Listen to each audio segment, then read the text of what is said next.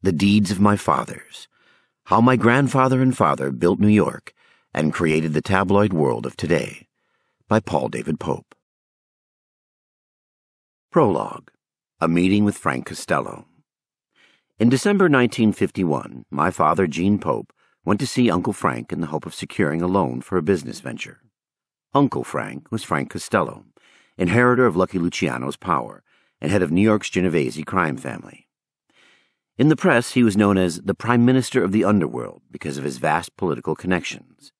Costello and my grandfather, Generoso Pope Sr., had emigrated from Italy to America only 10 years apart and grew to be close friends, with each becoming a potent force in New York City. The bond they shared is chronicled in later chapters of this book.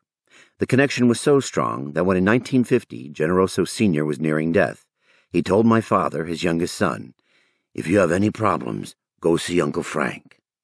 At that juncture, Gene Pope did have a lot of problems.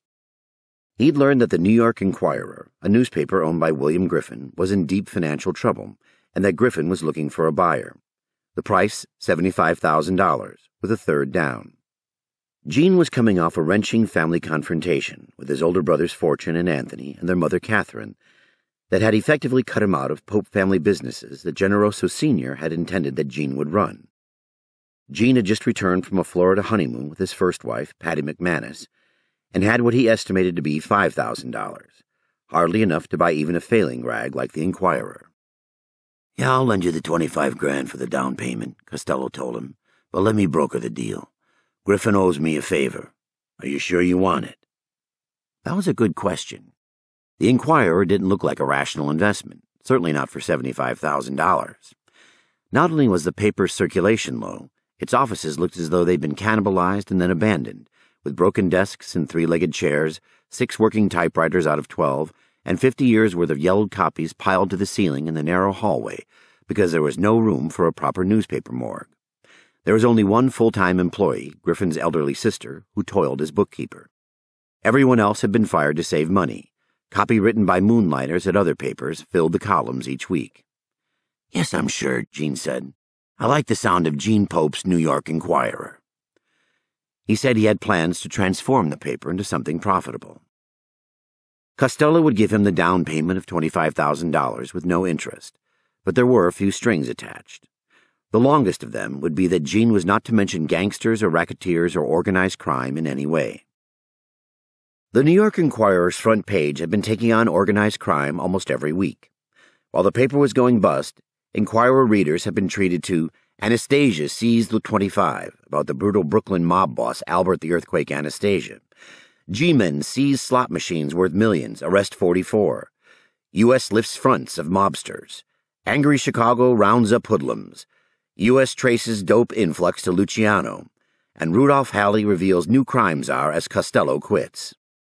About how publicity from the recent Kefauver Commission Senate hearings into organized crime had weakened Costello. Costello's second condition for letting Gene have the money was that the paper would have to run features and photos and good reviews of the nightclubs he and his pals owned, and of the performers they managed.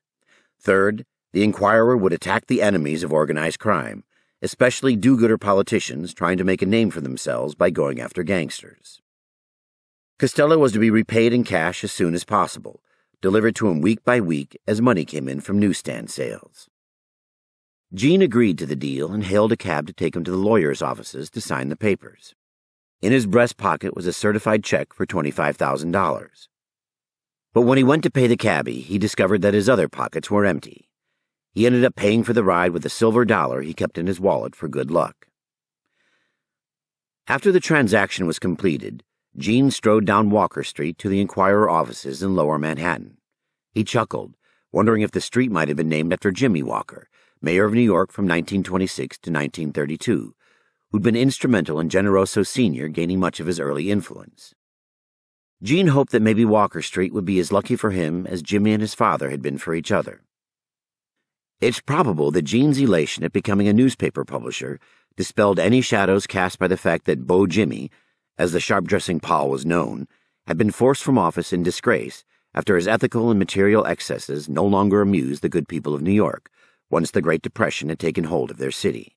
Well, one thing he had to admit as he stood in front of the crumbling excuse for a building, He was certainly following his father in one respect. He was starting very near the bottom, as Generoso had.